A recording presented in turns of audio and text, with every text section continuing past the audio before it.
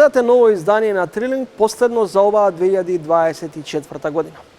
Влегуваме во зоната на божично-новогодишните празници. Христовото раѓање не се дочекува на издатум.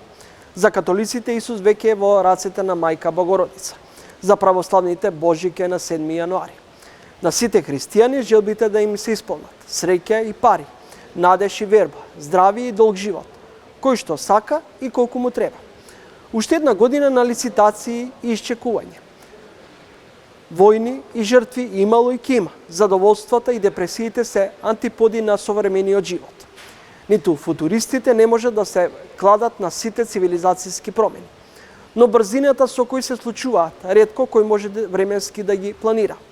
До пред една декада биткоинот беше струја и алгоритам. Од утре нов систем за финансиски вредности. Колку до вчера вештачката интелигенција беше само индустријски робот. Следува декада на промена на вредности, на новиот интелект, креативност. Само до завчера се бореат тенкови и авиони. Денес војните се водат со дронови. Ке видиме кога ќе почнат ласерските насочувања кон Вселената. Белким 2025 година. Ќе ја испратиме без глобален конфликт. Затоа и векови наназад луѓето си посакувале да има мир, спокој на душата. Екипата на Трилинг ви нуди со критичност и потик да ги следите нашите понуди за размисла. Еве што ќе гледате во вечерашното издание. Јас секогаш се залагам да Македонија како држава, како народ, сите ние како држава го имаме во 100% владение чевер. И мислам дека имаме сили за тоа. Дали всушност регбитова стана непресушен извор за криминал и корупција? Факт е дека големи пари се трошат на тој јаглен. Како тоа компанија која до пред неколку години беше добро етаблирана, финансиски стабилна, сега се доведува до состојба на загубар? Претходното раководство направи големи криминали. Претпоставувам дека се работи за сериозни пари. Порнешниот генерален директор е во бегство. Кога некој во регбитол би бил сериозно казнен заради кражбите во регбитола, секој нареден нема да го повтори тоа. Вие рековте богохулски обичај, да не говориме за еколошки порази. Овие обичаи стануваат се, само не е израз на духовното. Туку повеќе го мотивираат сетилното и телесното. Како такви тие не може да бидат комплементарни со духот на верата. Почесто сме сведоци на конфликтност меѓу обичниот човек. Никој со никого понекогаш не сака очи да си види. На што се должи? Тоа се должи на губењето на сенсот, на чувството или на оној природен амбиент во кој што човекот треба да постои, а тоа е заедништвото. Дали се главниот камен на сопнување се Бугарија и руското замешателство? Мислам дека главниот камен на сопнување е желбата за позиционирање во православието или желбата за појавување на центри во православието.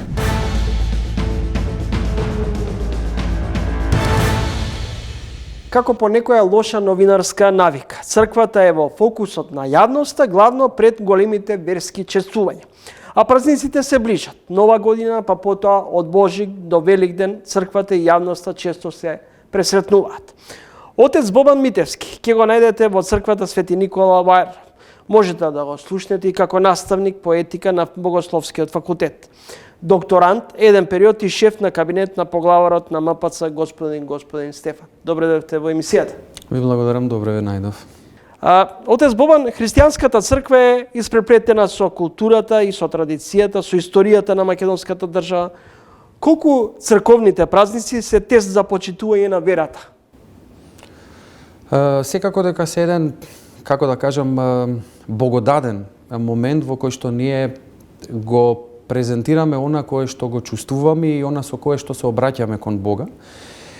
Но тука имаме една поделба и најчесто луѓето го разбираат или традиционално, или она како што ние го нарекуваме светотаински. Значи имаме луѓе кои што се идентификуваат и со празниците и со тој амбиент само заради традицијата, што за нас е некакво номинативно, значи верување, номинално верување во Бога или практикување на верата само кога се празниците.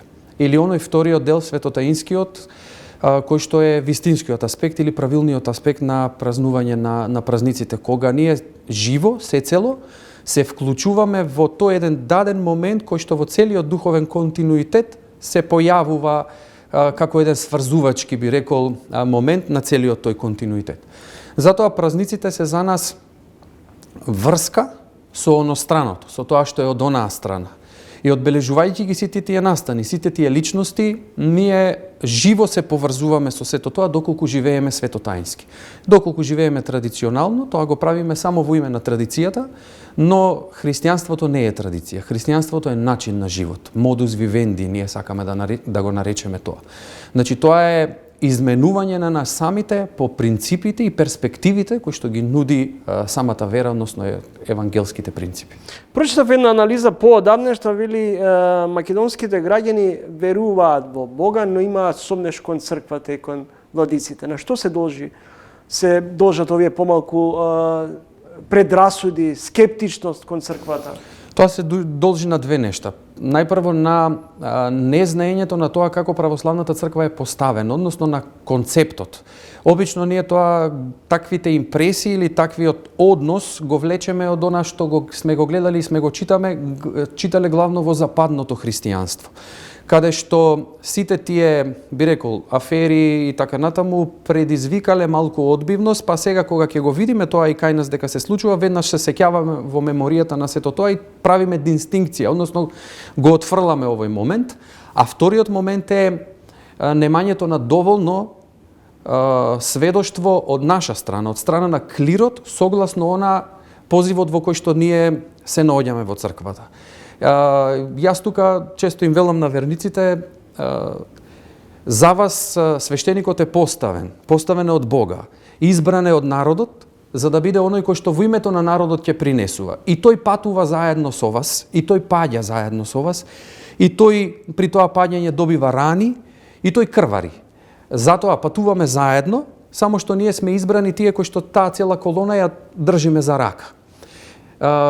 На тој пат и свештениците паѓаат и треба да имаме разбирање кон падовите на свештениците. Совршенството е од онаа страна на овој свет, во вечниот живот.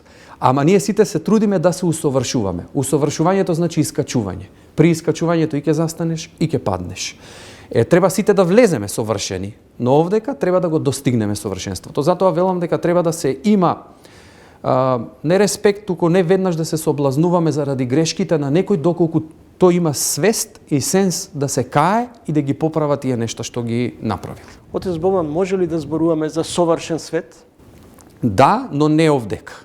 Зборуваме за совршен свет кој што е надвор од материјалното постоење, односно во вечниот живот. Пред Божик, коледарски огнови, пагански обичаи, ќе каже во една прилика господин Стефан, вие рековте богохулски обичаи, да не говориме за еколошки порази. Абсурдот е што некои општини тоа го претворија во ритуал.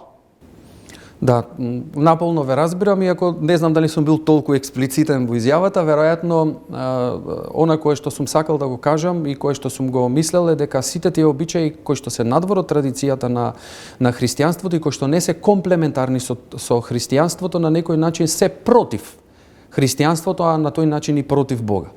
Значи, секоја традиција која што ние ја поврзуваме со празникот или со христијанството треба да извира суштински и да зрачи со христијанство. Овие обичаи кои што, за жал, и тоа можеме да го провериме во таа свештена историја на црквата и во свештената историја на верата, не биле такви допред некое време. Но со нагласувањето на некој нешто, особено на конзумеризмот, овие обичаи стануваат се, само не е израз на духовното, туку повеќе го мотивираат сетилното и телесното. Како такви тие не може да бидат комплементарни со духот на верата. И затоа е нашиот апел да се вратат онаму каде што биле. Тие излегоа од црковните дворови и од црковниот амбиент и на тој начин го изгубија важното, суштинското и станаа нешто што наликува на црковно, ама воопшто не е црковно.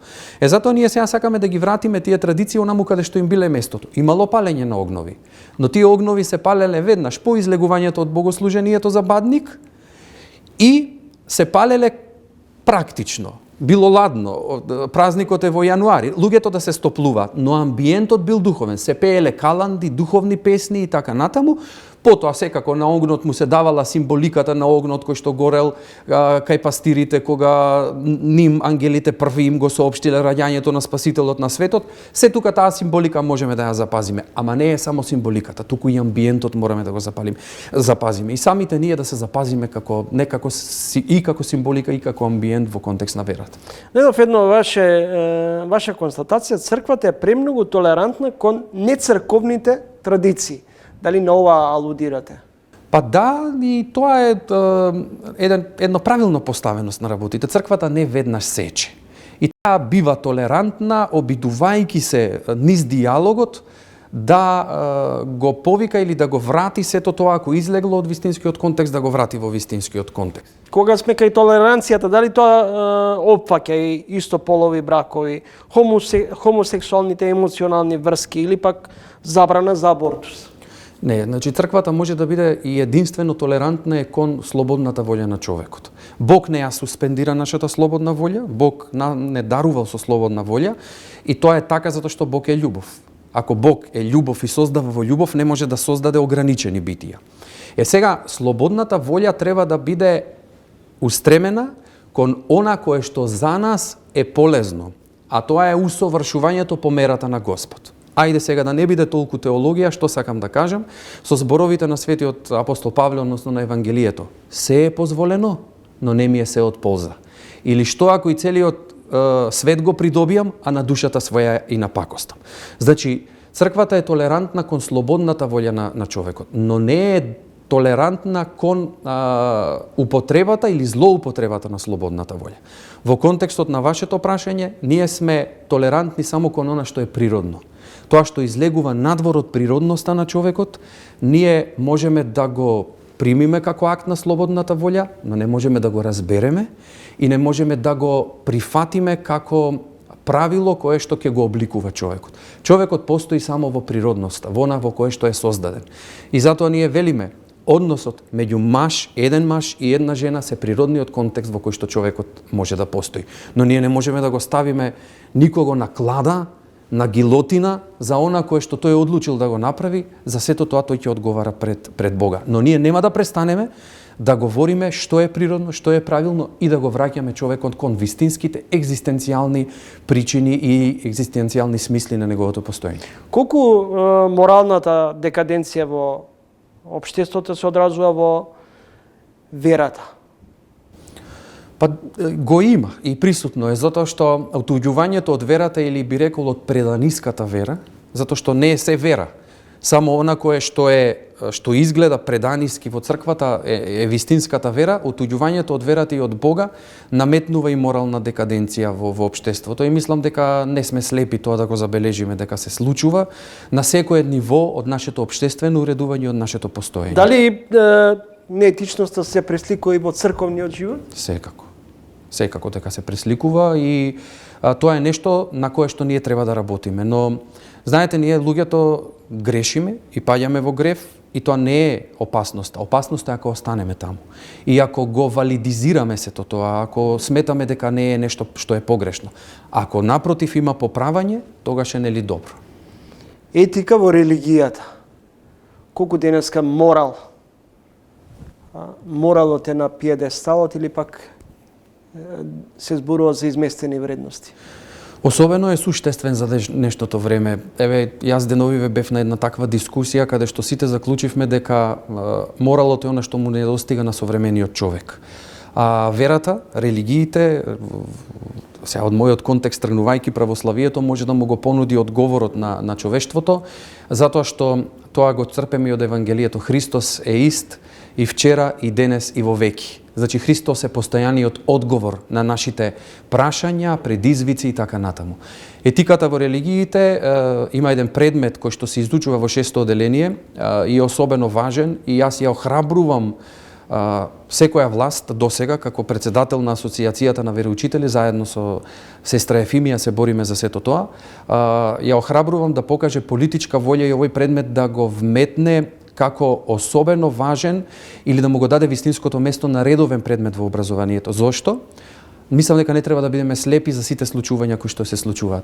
Тикток револуцијата, она што се случи во Белград, она што се случи во Загреб и така натаму, мислам дека доволно го вклучија алармот за тоа колку е важно етичкото образование, но религиско етичкото образование за нашата млада популација. Јас се сеќавам професорот Кирил Темков на Филозофскиот факултет долги години инсистираше за воведување на предметот етика во образованието.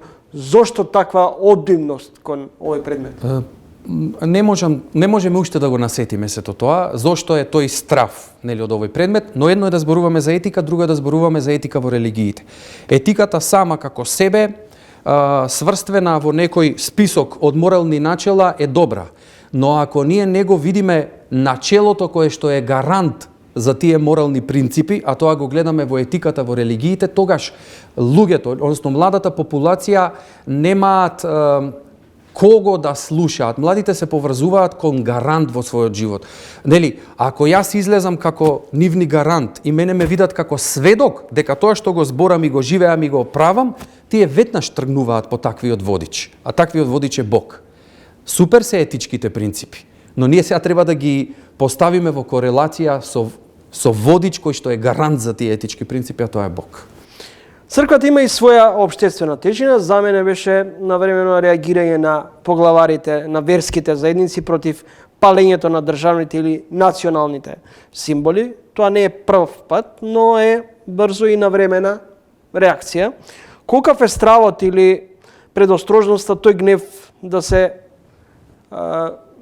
наметне и во црквите, џамиите, синагогите? Да, многу е опасна тука линијата и во право сте, нашата одговорност е особено одговорна, би рекол, и особено треба да се јави, да се појави во вистинското време. Јас и како шеф на кабинет бев сведок на неколку вакви собирања од кои што произлегува заеднички соопштенија. Беше особено комплексно кога беше оној скандал со црквата музеј на Кале и така натаму, и претходно некои други појави. Постои еден совет на верските лидери, кој што функционира или се активира со своето функционирање токму во вакви специфични моменти кои што можат да предизвикаат и да преминат, не дај Боже, во меѓурелигиски конфликт. Меѓу националниот конфликт политичарите лесно ќе се трудат да го менаџираат, но мислам дека најголемата опасност за нашиот контекст во кој што живееме е меѓурелигискиот контекст, конфликт, и тука ние навистина мораме да бидеме на висината на задачата. До сега тој религиски совет функционира, таму учествуваат поглаварите на сите уставни верски заедници застапени во уставот на Република Македонија. Се почесто сме сведоци на конфликтност меѓу обичниот човек. Никој со никого понекогаш не сака очи да си види. На што се должи? Тоа се должи на губењето на сенсот, на чувството или на оној природен амбиент во кој што човекот треба да постои, а тоа е заедништвото. Тука местото го зазема себичноста. Или човекот се сврте самиот кон себе си. Човекот мисли дека е самодоволен. Егоцентрични сме понекогаш? Многу.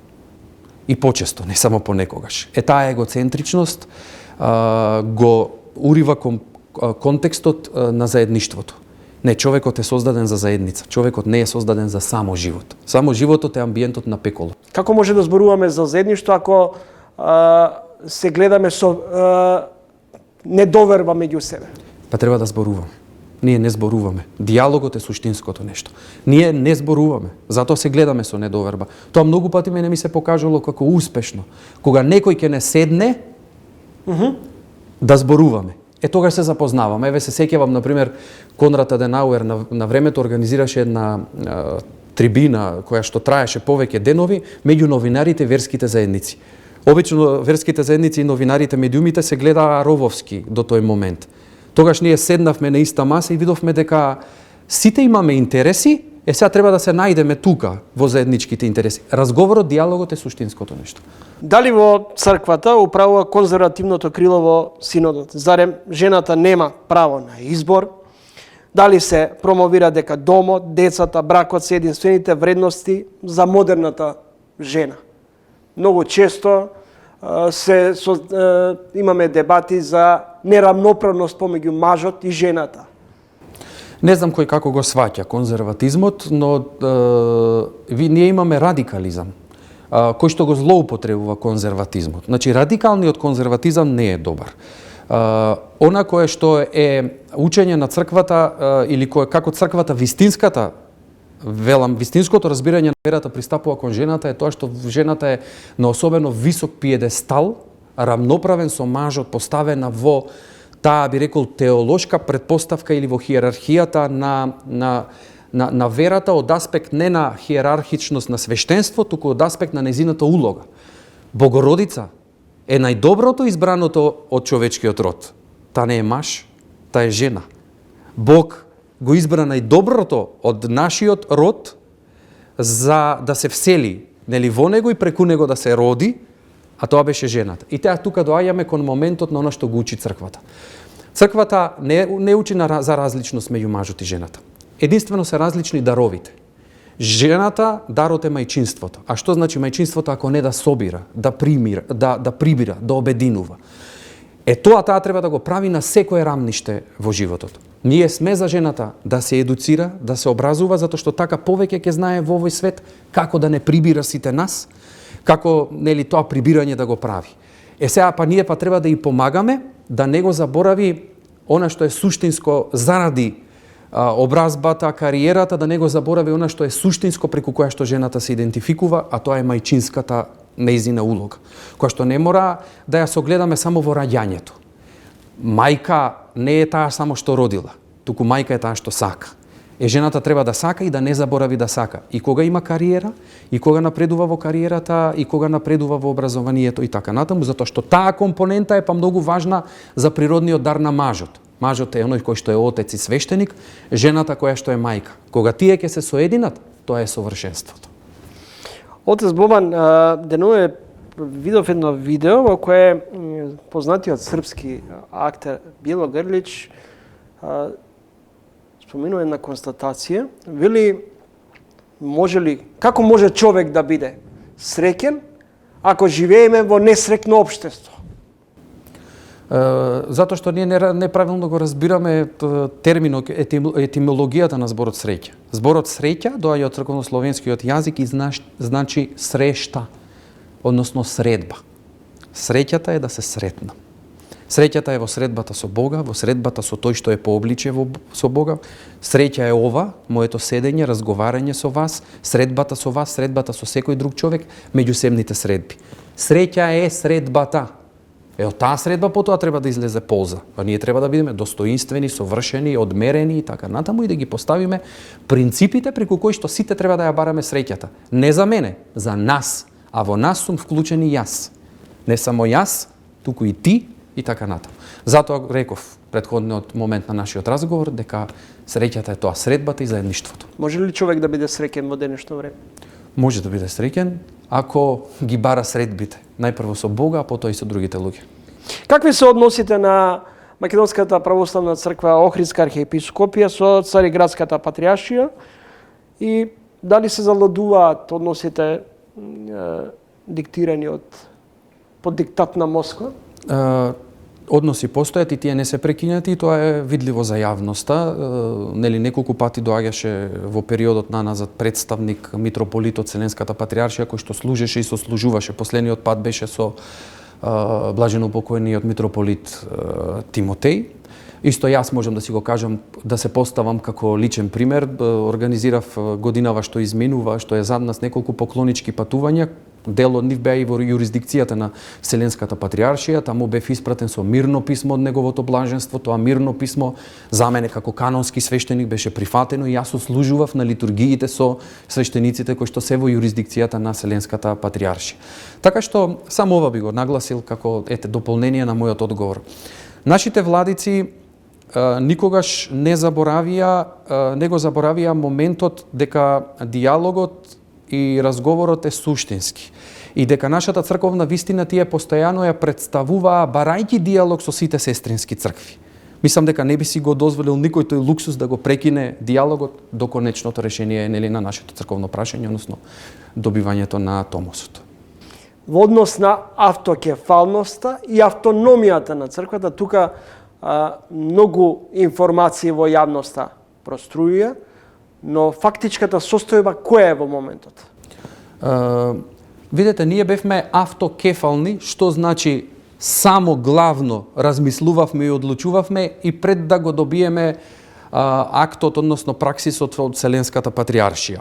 Но тоа наше само одлучување не беше легитимно пред целиот православен свет.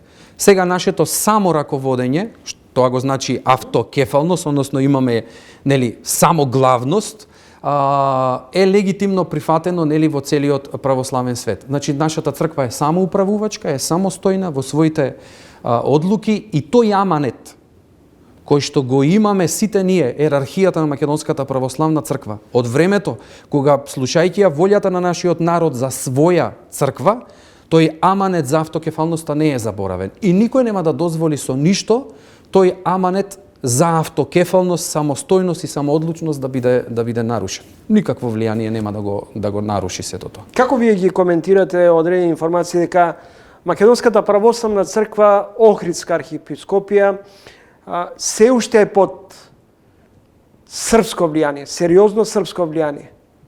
Не би го коментирал тоа затоа што навистина нема толку очигледни докази за сето тоа. Како сме ние по српско влијание, значи? Да, ние треба да комуницираме со сите православни цркви. Знаете, јазот со српската црква беше многу голем во овие 50 години. Сега треба малку стекнување на доверба и покажување на таа доверба. И таа комуникација е добре дојдена во овој контекст. Но ние, како што кажав, си го чуваме аманетот за нашата автокефалност. По првичните контакти со бугарската црква нема нови обиди за сослужување на архиереите од двете цркви. На што се должува? Не, таа информација би рекол дека не е точна. Неодамна епископот Делчевско-Каменички, господинот Марко, сослужуваше со епископ од Бугарската црква во Бугарија. Исто така, тука имавме неколку пати гости од Бугарската црква, владици кои што сослужува. Еве сега на закопот, на опелото на дедо Тимотеј, служеше и архиереј од Бугарската црква. Така што контактите постојат, но знаете, амбиентот на конечното решавање ќе донесе и други ползи во овој контекст. Во однос на конечното решение за Македонска православна црква, Охридска архиепископија, дали сето тоа ќе заврши, ќе зависи и од политичката разврска? Веројатно да, знаете, јас се сеќавам на изјавите кои што на времето ги искажуваше и архиепископот и некои од митрополитите, дека решавањето на нашето црковно прашање зависи од решавањето на меѓуспорот што го имавме со Република Грција, односно спорот за името. И навистина гледате тој контекст политички кој што се случи, онака како што се случи со договор, го отвори или создаде амбиент за почнување на решавање на нашето црковно прашање. Сметам дека сега геополитичката состојба во светот прави малку за стагнирање на довршување на овој процес. Дали се главниот камен на сопнување се Бугарија и руското замешателство? Мислам дека главниот камен на сопнување е желбата за позиционирање во православието или желбата за појавување на центри во православието. Тоа не е доброто и сега знаете кога имате таква некоја тенденција, секој кој што има такви пројава на такви желби сака да регрутира кон себе некого. Јас мислам дека МПЦ добро се држи во сегашниот контекст, држејќи некаква си неутралност. Отец Бобан, што ќе биде главната поента на вашите божикни проповеди? Се сеќавам постојано, за Божик ми одзвонуваат оние зборови кои што ангелите им ги кажаа на пастирите по раѓањето на ветениот Месија, на Спасителот на светот. Вели слава на Бога во висините, а на земјата мир и меѓу луѓето добра волја. Комплементарноста на сето тоа. На земјата мир и меѓу луѓето добра волја. Со слава на Бога во висините, со раѓањето на Спасителот на светот, мислам дека добитната девиза за човештвото. Нема добра волја, нема мир, онаму каде што е одсутен Бог во нашите животи. А тоа, повикот за добра волја и за мир меѓу луѓето е особено суштински потребен, нели, во денешното време, и мислам дека тоа постојано треба да го истакнуваме. Но како се доаѓа до добра волја и до мир? Најпрво треба да го најдеме во нас, во самите нас. Кога тој ќе го најдеме во нас, ќе почне да зрачи наоколу. И некого ќе го осветли, па друг ќе осветли, тој ќе осветли уште два, тројца, и така, потоа биваме осветлени во мир и во добра волја.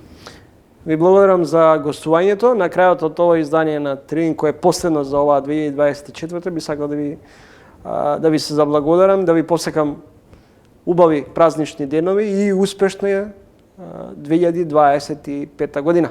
Ви благодарам на поканата, ви благодарам еве што сум крај, нели, на вашата сезона, и ви посакувам добар успех и добар напредок, нели, и во следната сезона и во следните сезони. Благодарам за гостувањето. Ви благодарам.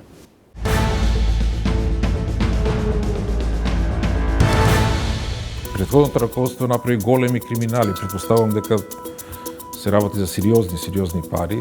Поранешниот генерален директор е во бегство. Кога некој во РЕК Битола би бил сериозно казнен заради кражбите во РЕК Битола, секој нареден нема да го повтори тоа.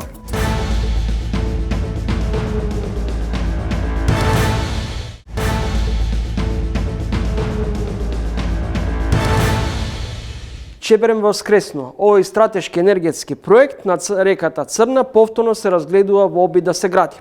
На истекот од оваа 2024 се очекува експертска група од Македонија да има трета средба за шансите овој капитален објект да се гради. Првите јавни реакции беа: Ковачевски ќе го продава на грците, Мицковски ќе го гради како македонски проект. Како и под кои услови? Во овој издание на Трилинг согорник ќе биде професорот Атанаско Туневски. Добре дојдовте во емисијата. Добро вечер, благодарам за поканата.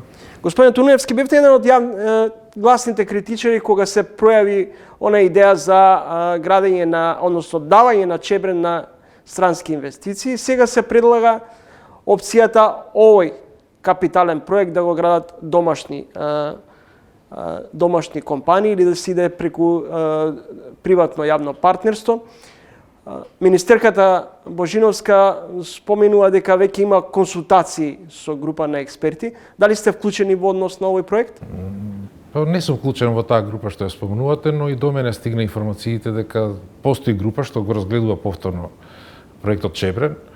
Прво, добро е што се формира таа група, добро е што владата го реактуализира тоа прашање. Добро е што идејата е да Чебрен биде државен проект, односно македонски проект. Добро е што се отстапи од она идеја на претходната влада да Чебрен се даде на соседната Грција. Односно се прават напори Чебрен да се финансира со наши пари, колку што е тоа најмногу можно, и ако нешто недостасува да се вклучат некои партнери. Така што формирањето на таа група е за поздравување. Јас немам точни информации кои се е во таа група, но она што стига до мене како информација дека се видни професори од УКИМ, видни професори од Битола, луѓето кои што и пред тоа биле вклучени во страна на Коленко фирмата и Геинг фирмата во изработка на техничка документација за Чебрен, така што формирањето на оваа група, работна група, влева надеж дека работите ќе тргнат и дека ќе се движат во права насока. Што мислите, колку овој проект би се градил и колку би не чинело ако се оди на варијантата со домашни странски инвестиции да се гради? Поранешната идеја беше дека Чебрен ќе чини околу милијарда евра.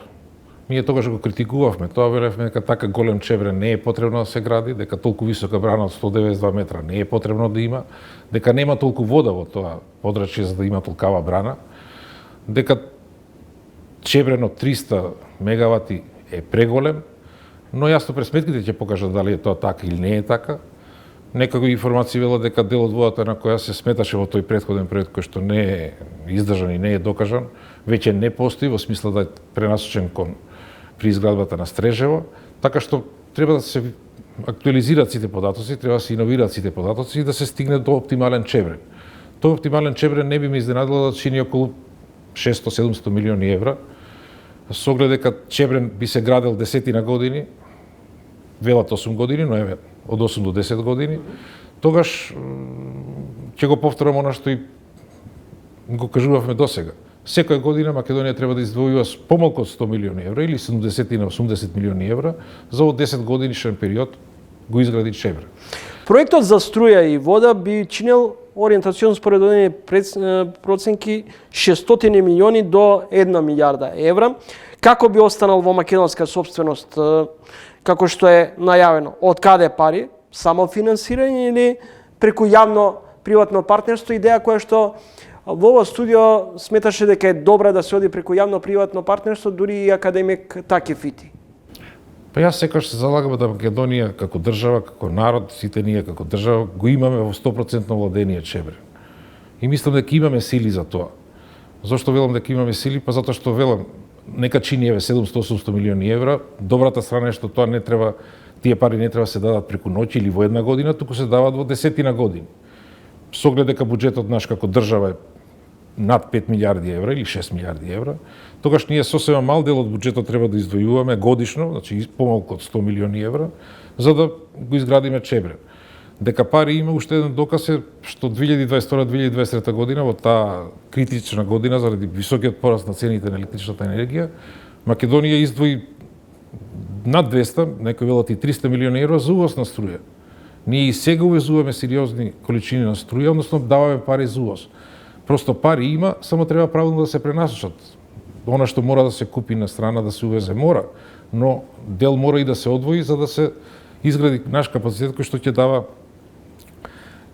од една страна енергија, хидроенергија која што е најскапа или врвна енергија, но од друга страна ќе биде многу значаен за акумулирање на енергијата. Значи се работи за реверзивна хидроелектрана која што ќе дава енергија тогаш кога е најскапа, а ќе ја пумпа водата во горниот резервоар тогаш кога енергијата е најевтина.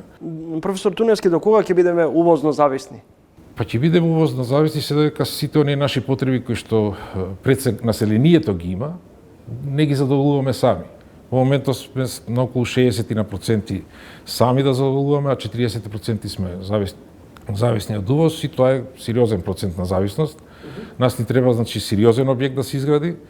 Чебре и да се изгради нема да ги даде тие 40% што ни фалат, ни требаат јасно и 1 до 2 когенеративни гасни постројки, за да таа зависност наша како држава биде елиминирана. Додека фантазираме за чебрени гариште, фотоволтаиците ги преплавија нивите и ридовите. Колку енергија тие субституираат и кога заедно со ветерниците може да го заземат местото на ТЕЦ Битола, да речеме? Тие се позитивни во системот, во смисла да даваат енергија, но негативна страна нивна е што тие даваат енергија тогаш кога има сончева, кога е сонце и кога е светло. Значи не даваат тогаш кога нас ни треба, туку даваат тогаш кога е светло и сончево. За сите тие што имаат фотоволтаици, тоа е позитивно, што ги имаат, па имаат приходи од нив, но за системот не е баш позитивно, затоа што системот бара континуирано производство на енергија и континуирана потрошувачка на енергија. Токму заради тоа Чебре ќе биде многу корисен да се изгради, затоа што ќе акумулира оваа енергија која што фотоволтаиците да даваат и некогаш е толку голема по обем да системот не може да ја прифати, нема потрошувачи кои што ќе ја прифатат таа енергија. За среќа, кога би се изградил Чебре, таа енергија би се користела за пумпање на водата од долниот во горниот резервоар, автоматски би биле ќар. И собствениците на фотоволтаични централи не би им се откупувала енергијата, не би ја давале во тие критични часови за 0 денари, што се вели. И во најкритичните часови таа енергија акумулирана во горниот резервоар би се трошила за производство на скапа вршна енергија. Многу од домашните инвеститори и компании кои добиваат ефтина струја од сончевите панели ја користат како ефтина струја, а други пак за рударење на криптовалути. Легитимно е. Секој некој што има фотоволтаики и го користи за собствени потреби е добро за него, односно е ќар. Зошто? Затоа што не купува скапа струја, туку сам си произведува струја. Оние кои што произведуваат енергија од фотоволтаици, а се изложени на пазарни услови, се во неволја во одредени делови од годината, тогаш кога сите произведуваат, па енергијата ја има во изобилство и е ефтина. Но повторно и дури и во тие случаи на годишно ниво претпоставам дека се во добивка, односно во профит, затоа што ни еден од нив не се случува да прекине со производството. Значи сите тие имаат некаква добивка и профит, со кое што ги отплаќаат ануитетите кои што ги имаат земено во банките, со кредитите во банките, и после извесен број на години ќе почне да сето она што го произведуваат биде нивни профит. Така што добро е, и за државата е добро што ги има, но и за нив е добро што ги има, но треба се внимава и системот да може да го компензира нивното производство тогаш кога тие не произведуваат. Рековте дека дури ако се изгради Чебрен, ние и натаму ќе бидеме увозно зависни. Тогаш што е... Па Чебрен дава не повеќе од, зависи од хидролошката година, дали е влажна или сушна, но Чебрен не дава повеќе од 4-5% од она што нас ни треба. Значи, дури кога би се изградил и голем Чебрен, и не знам каков Чебрен, тој нема да ги покрие овие 40% што ни фалат просечно, некош повеќе, некош помалку, но во просек 40%. Затоа велам, нас ни треба сериозна когерентивна 1 до 2 од рангот на Тето Скопје, или од рангот на Тето Скопје, значи некои гасни когенеративни електрани кои што ќе дават и електрична енергија и топлинска енергија за да бидат ефикасни енергетски и кои што ќе дават ред на големина 1000 или над 1000 гигават часа енергија, која што веќе е 15% од она што нас ни треба. Значи ние кога би изградиле две такви, секој од нив да дава 15%, веќе сме 30% од она што ни фали, а е 40%. Значи Чебрен плюс двете когенеративни на некој начин ќе го затворат билансот. Следите трин гости во емисијата професорот Атанаско Туневски, поранешен директор на МЕПСО. Господин Туневски, јагленот во рек Битола злато вреди за приватниците. Со години се местат тендери, било да е оваа влада, претходната. Дали всушност рек Битола стана непресушен извор за криминал и корупција? Па, вие велите така и досега никој не порекнал дека е тоа така. Факт е дека големи пари се трошат на тој јаглен и факт е дека да купеше рек Битола своја собствена механизација и собствено и од собствени сили да го копаше јагленот, многукратно ќе беше поисплатливо. Вака повеќе пари се дадоа на фирми надвор од рек Битола да го ископува јагленот што на рек Битола и треба. Значи, многукратно се плати тоа. Повеќекратно се плати. Имаше обиди пред 2015-2016 година да се купи таа механизација. Мислам дека се стигне и до тендер за набавка на таа механизација, но за жал не се набави. Кога минатата власт дојде на власт 2017-2018 година, го запре тој процес, иницииран од претходниците нивни, и за жал и ден денес надворешни фирми вршат ископ на јагленот кој што на рек Битола и треба. Сега радува фактот што, барем такви се информациите, дека поквалитетен јаглен се набавува, по пониски цени се набавува сега во однос на претходната власт, да речам, така што некакви заштити од сериозни неколку милиони евра се спомнуваат, се надевам дека тие ќе продолжат во таа насока. Значи треба трошоците да се намалат максимално, производството домашно на струја да се зголеми максимално, за да населението ги почувствува придобивките од тоа. Значи, едноставно треба што повеќе ЕСМ да прави струја. Кој ќе се рече домашно производство и на некој начин термоелектраната Тето Скопје, но таа е во приватни раце, па таа произведува струја која што е на пазар, односно има пазарна цена. Многу е битно државна струја да имаме во големи количини. Државна струја подразбира струја која што не е која што во себе не содржи пазарна цена, него и содржи производната цена само. Господин Туневски, неодамна се отвори истрага, се покрена обвинение за 6,5 милиони евра направен криминал во рек Битола. Има осомничени, но како да се сопре овој тренд на постојано исцрпување на рек Битола и профитирање на одредени компании и политички елити? Треба да се почне со казни. Значи, очигледно не може само со апелирање и со добра волја и со добар збор да се влијае да луѓето не го прават тоа. Треба да се казни некој и казната ќе влијае да наредниот не го прави тоа. Значи, јас не верував дека народов може да се дојде до таму да му е страв да запали цигара затоа што ќе биде казнет. Но се случува и тоа и ден денес, особено порано кога беше забрането. Значи, ние не палиме цигара заради ситна казна, кога некој во Рек Битола би бил сериозно казнен заради кражбите во Рек Битола, секој нареден нема да го повтори тоа. Значи, казната е решение, секојаш е казната решение, не може само со апел и со добра волја да се влијае. Го споминавте ЕСМ. Како тоа компанија која до пред неколку години беше добро етаблирана, финансиски стабилна, сега се доведува до состојба на загубар? Претходното раководство направи големи криминали, претпоставувам дека се работи за сериозни пари, почна истраги, почна обвинување, поранешниот генерален директор е во бегство и тоа на некој начин е доказ дека е крив, нели, оне што не е крив седи тука и докажува дека не е крив, оне што е крив бега. Значи, се работи за сериозни пари, сериозни криминали. ЕСМ е истоштено. После толку кражби, после толку лоши потези од страна на менеджментот, доведено е до незавидна ситуација, до незавидна финансиска ситуација, а и техничка спремност.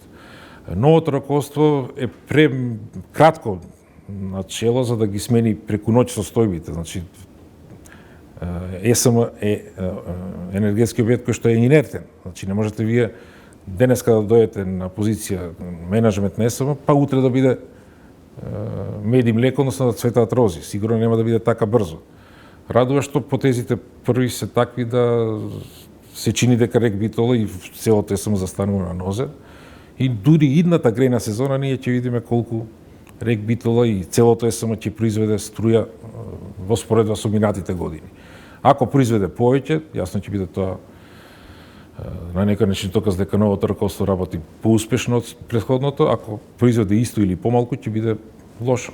Зошто речиси секоја грејна сезона некој од блоковите во Рек Битола има дефекти? Не се доволно спремни, не е извршен добар ремонт во текот на летните периоди или тогаш кога може. Значи, јас кога бев директор на МЕПС перманентно се случува последниве 10 години.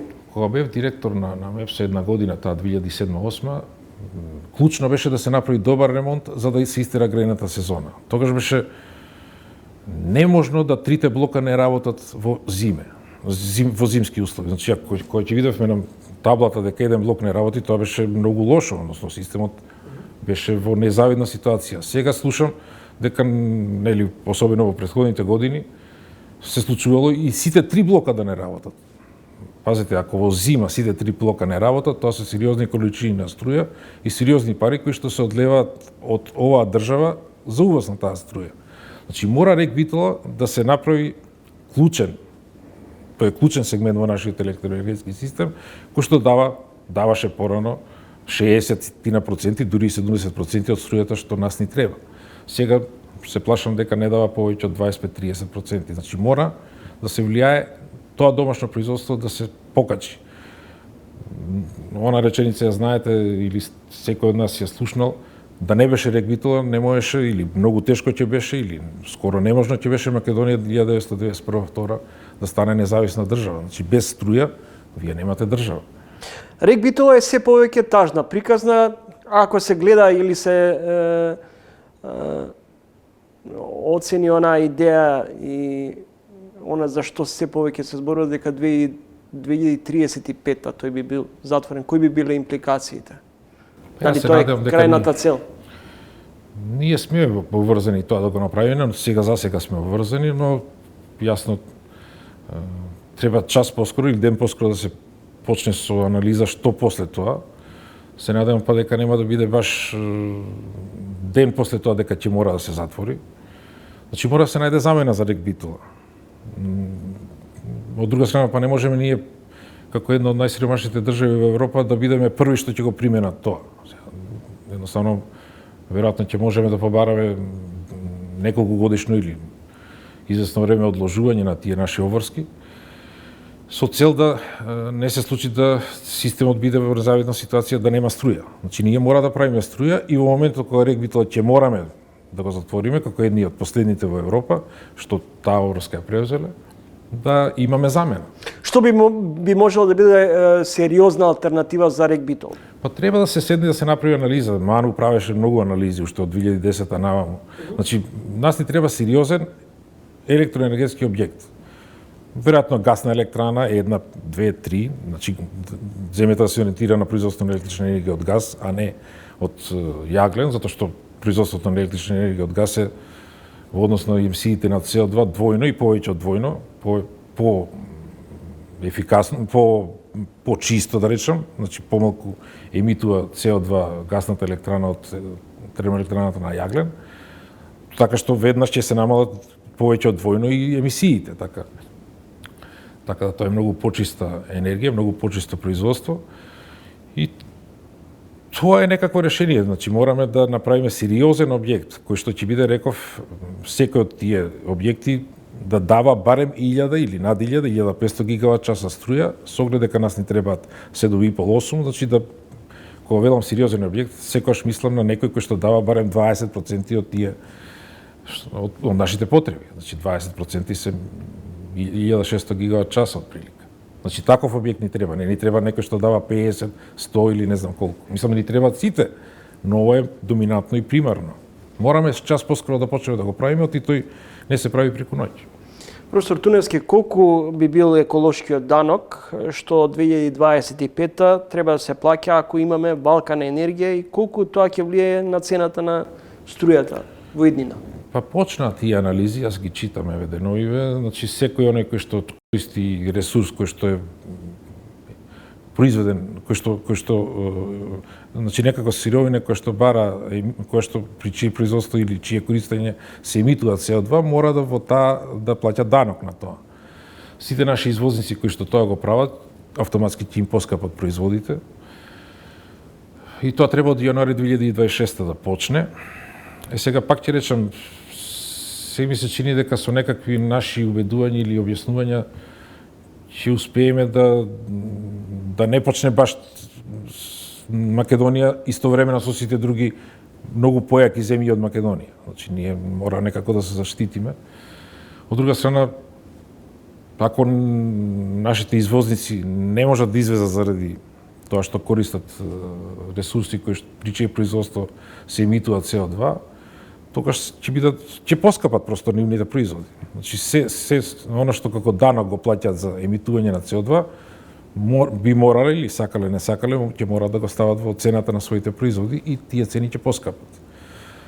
Кон извоз ќе поскапат, ама тоа и не е толку важно, кон извоз се плаќа некаде во странска земја, но и овие цени и овие производи кои што тука локално ги користиме ние, ќе подлежат на тие такси, така што и овие локални производи кои што тука се користат, при чие производство се емитува CO2, ќе бидат поскапи. Треба да се почне час поскоро да се анализира, да се бараат решенија. Благодарам за разговорот и гостувањето во емисијата. Ви благодарам вас за поканата. Атанаско Туневски, универзитетски професор, поранешен директор на МЕПСО.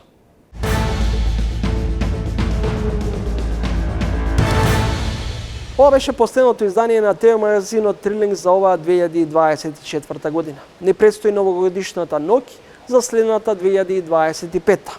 За 3 јануари правиме избор на соговорници со нивните творечки мотиви.